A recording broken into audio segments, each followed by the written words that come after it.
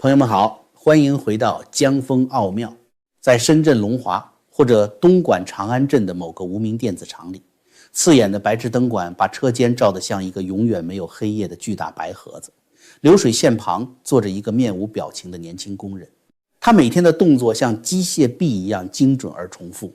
根据最新的真实统计数据，他平均每周要在这条流水线上高强度劳动将近49个小时。当一个月熬出头，他拿到手的薪水换算成美元，可能连一个在美国德克萨斯州麦当劳里炸薯条，每天只上几个小时班的高中生都不如。你可能会说，中国很大，这只是底层。好，那我们来看看所谓的中产和高薪阶层。同样是这份残酷的数据揭示，在这个号称世界第2大经济体，甚至很多领域已经被媒体吹捧为遥遥领先的国家里，只有区区 2.5% 的工人能够达到年收入13100美元的所谓平均线。这意味着什么？意味着在14亿人里，你能每个月稳定拿到大约1100美金的收入，你就已经打败了全国 97.5% 的牛马。可是如果你此时转过头去看另一块宏观经济的宏大数据看板，你会瞬间觉得自己的智商受到了某种不可名状的侮辱。根据2025年的最新统计，中国的广义货币供应量 M2 现在已经犹如一头脱缰的星际怪兽，飙升到了高达惊人的 49.96 万亿美元。这个数字到底有多恐怖？它比美国加上整个欧盟的货币供应量总和还要多出一大截。这两件绝对矛盾的事情竟然在同一个时空里诡异地共存着。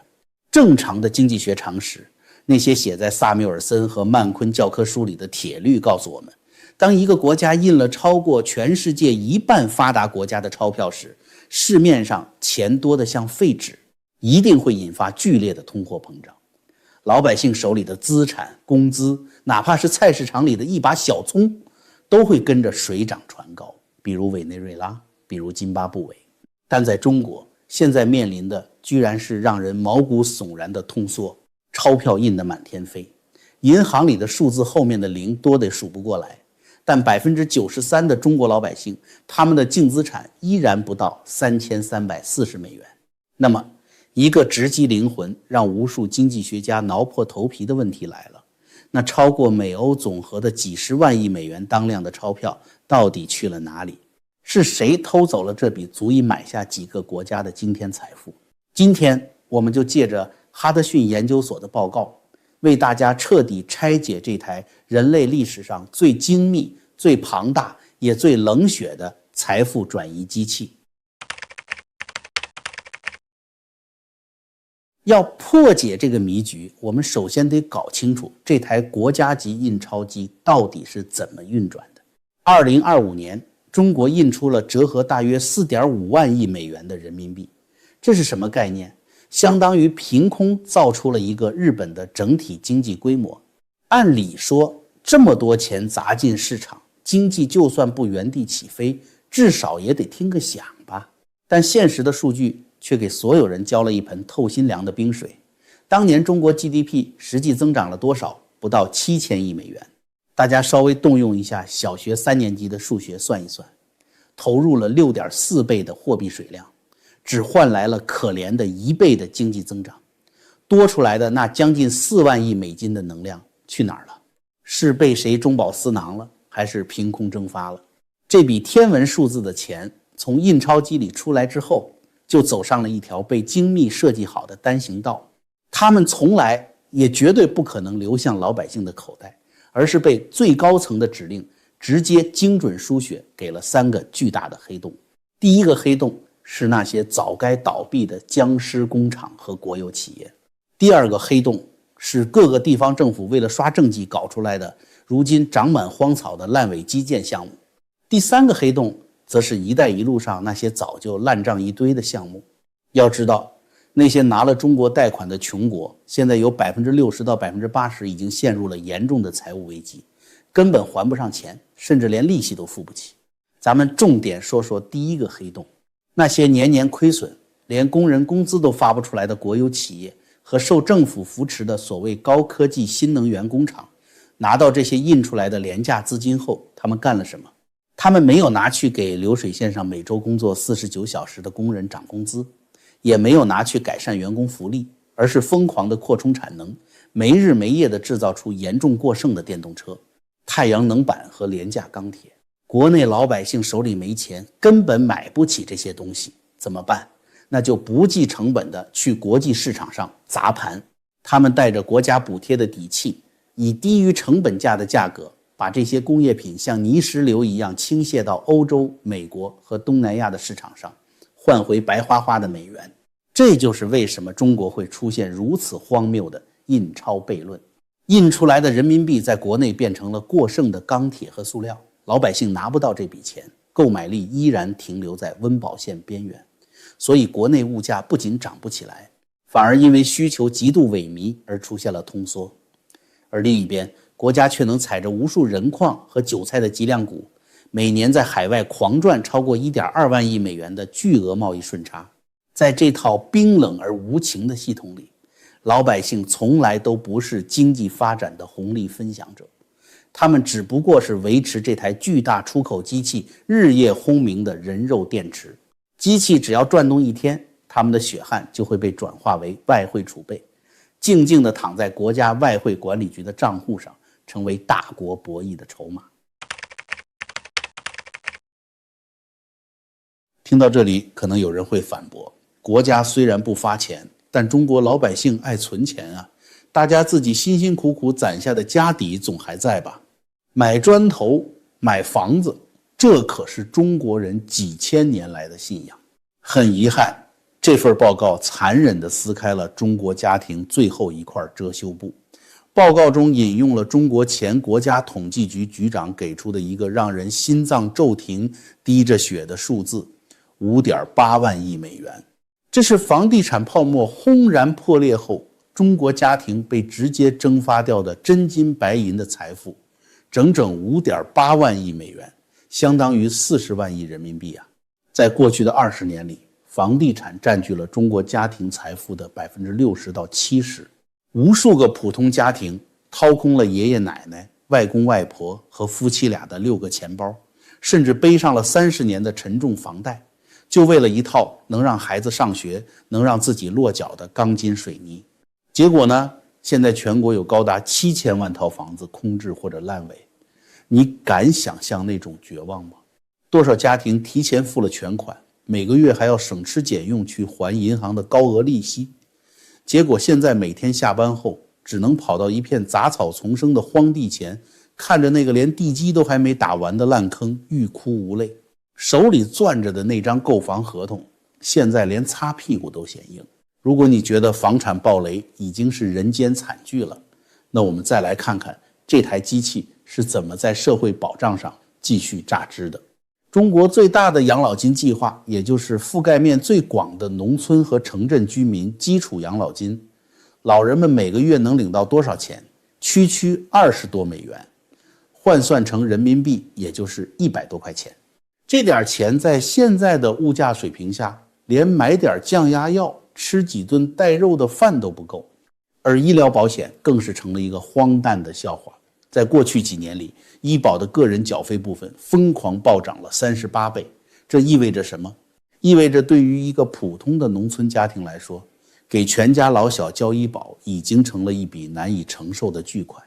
单单在2023年这一年里，就有高达2500万人因为实在交不起这笔钱，被迫退出了医保系统。面对这种底层社会的民生灾难，面对几千万烂尾楼业主的哀嚎，面对2500万断保的脆弱人群，最高层给出的回答是什么？只有轻描淡写的2个字：吃苦。哈德逊研究所的报告指出，这一切绝对不是什么底层官员的执行偏差，也不是什么短期的政策失误，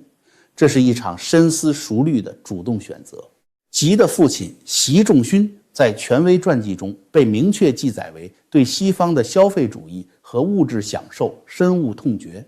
这是一种根深蒂固的家学渊源和党性教育。在这种宏大的革命叙事里，老百姓追求吃顿好的、穿件名牌、住个好房子，那都是资产阶级的软弱做派，是会腐蚀革命意志的。这种观念深深烙印在现任领导人的脑海里，注定了这个政权骨子里就不打算也不允许老百姓过上西方那种富足悠闲的好日子。因为一旦老百姓有钱了有闲了，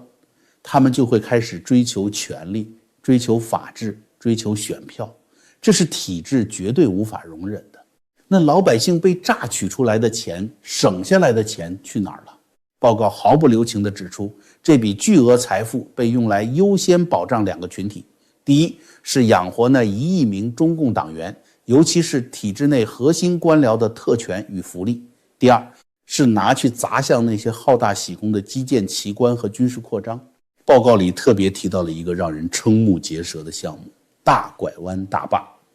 这是一座计划建在雅鲁藏布江上的超级水电站，它的设计发电量竟然是三峡大坝的3倍。听起来很宏伟，对吧？但你知道它建在哪里吗？建在全球地质活动最频繁、地震灾害最高危的中印边境地带。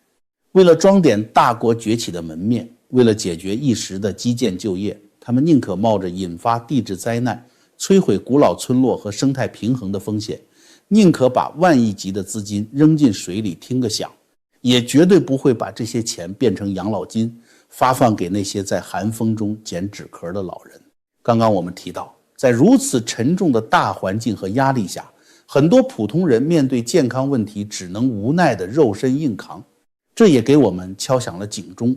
无论时代的灰尘怎么落下，拥有一个强健的体魄，提升自身的免疫力，才是我们每个人手里最实在的本钱。这里要特别感谢今天的赞助商普瑞堂玄宝黑参。这款黑参采用严谨的9蒸9曝传统工艺提炼，能有效帮助我们固本培元，缓解深度疲劳，提升整体的精力和活力，非常适合现在高压快节奏、经常熬夜的朋友们做日常保养。现在刚好迎来了玄宝黑参全球销售10周年的盛大庆典，从3月28日到4月19日，只要每买满500美元，就直接送您2颗珍贵的玄宝黑参原参。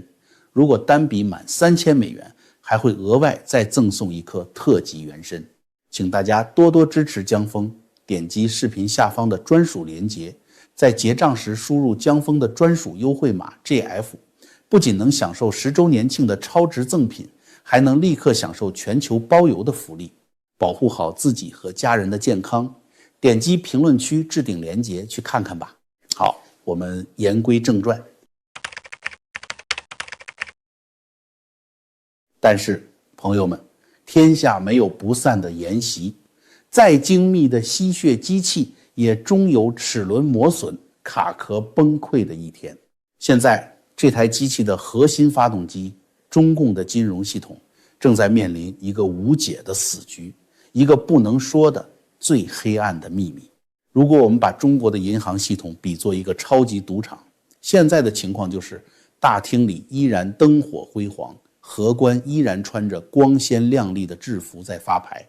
但其实坐在包厢里的所有人都心知肚明，庄家已经破产了，金库里全是一堆永远无法兑现的白条。这堆白条是哪来的？就是我们前面说的那些年年亏损的地方国企，那些永远也卖不出去的烂尾楼，以及那些在国外打水漂的基建贷款。这些坏账堆积如山，如果按照国际通用的会计准则来审计，中国的几大国有银行恐怕早就资不抵债，该宣告破产了。但是上头下达了死命令，绝对不许停，赌局必须继续。为了防止企业倒闭引发大规模失业潮，为了把社会动荡的火苗掐死在摇篮里，银行被当局强制要求玩一场掩耳盗铃的假装游戏。官方的术语叫展期重组，用大白话来说，就是对那些明明已经死透了的亏损国企，银行要假装他们还活着，不仅不能催收贷款，还要继续给他们借新钱去还旧利息，假装账面上根本没有坏账这回事儿。这就导致了一个极其致命，甚至可以说是自掘坟墓的后果。报告揭露了一个极具毁灭性的细节数据。近年来，中国银行业创造出的所有新信贷中，真正流向实体经济，流向那些能创造就业的民营企业的贷款，竟然下降了整整9%，这太荒谬了。印钞机印出了破纪录的钱，但实体经济却像在沙漠里一样快渴死了。为什么？因为那些印出来的天量资金根本就没有流出银行的大门，它们全部在金融系统内部空转，被用来填补银行自己因为坏账捅出的天大窟窿，被用来维持这个摇摇欲坠的纸牌屋不被一阵风吹倒。这种饮鸩止渴的后果就是银行的净息差已经惨遭腰斩。去年中国那些看似财大气粗的大型银行，其实际盈利能力已经跌到了2007年以来的最低谷。国际货币基金组织在内部的评估中甚至用了易燃的这样一个充满火药味的词来形容中国地方政府和金融系统目前的财务状况。这就等于是在一个装满炸药的火药桶上跳舞，只需要一个微小的火星就能引发连环爆炸。那么身处其中的老百姓傻吗？他们难道看不出这场戏已经演不下去了吗？中国老百姓绝对不傻，他们可能不懂什么叫 M2， 不懂什么叫净息差，但他们懂得看自己的工资条，懂得看自家楼盘停工的塔雕，懂得看菜市场里越来越便宜却无人问津的猪肉。哈德逊研究所的报告在这里给出了一个充满绝望气息的指标，这是一个衡量国民心理状态的晴雨表。中国消费者信心指数，这个指数的及格线是100。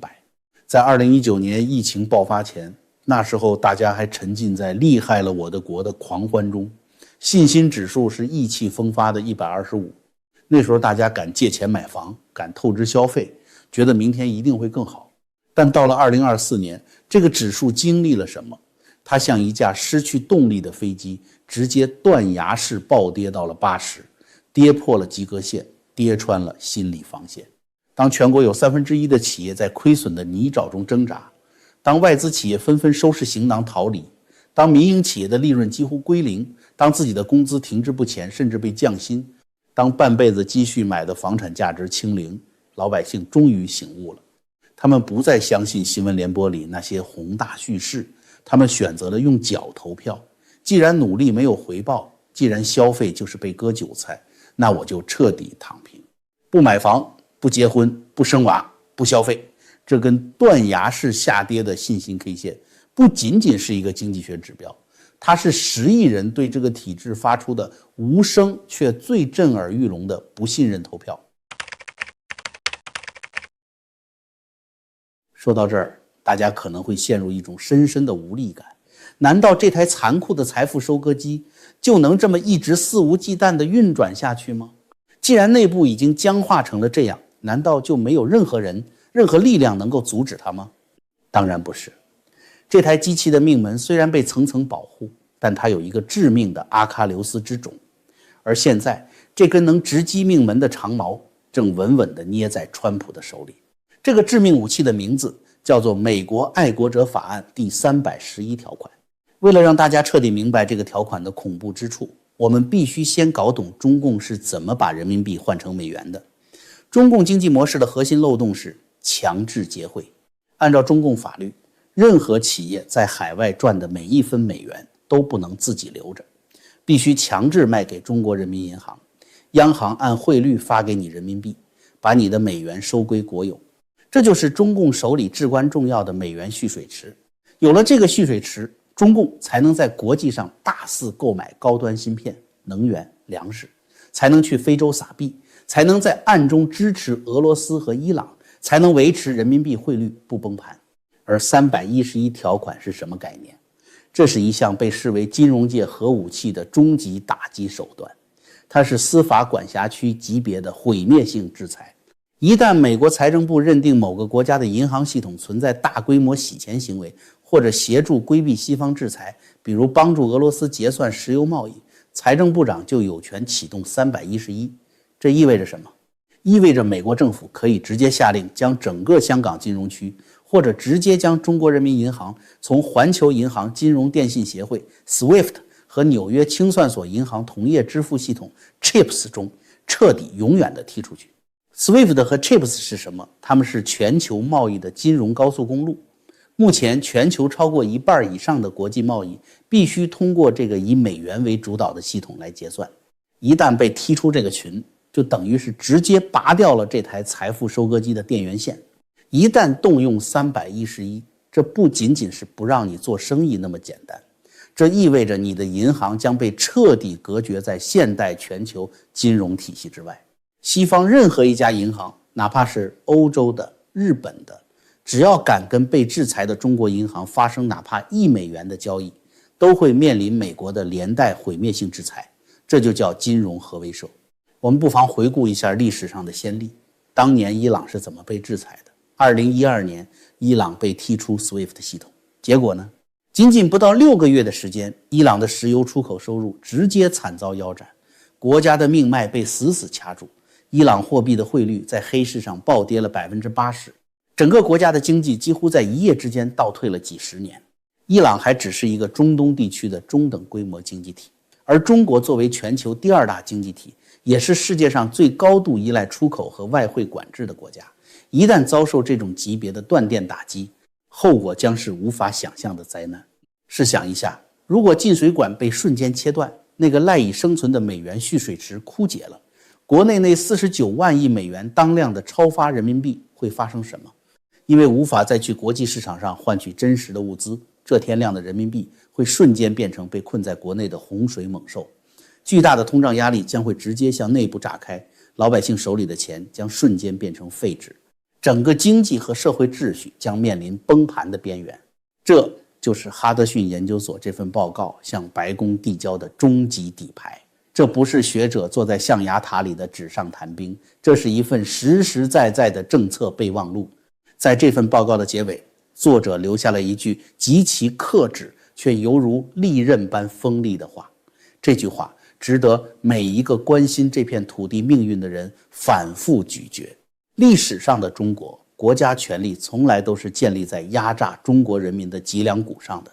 这是多么痛的领悟，多么血淋淋的真相。中国人用青春和血汗筑起了这座看似辉煌的巴别塔，但塔尖的荣光从来不属于他们。好，今天的节目就到这里。如果你觉得今天的这期内容触动了你，让你对眼前的世界有了更清醒的认知，请务必帮我们点一个大大的赞，点击订阅按钮，并把这个视频转发给更多的朋友。我们下期节目不见不散。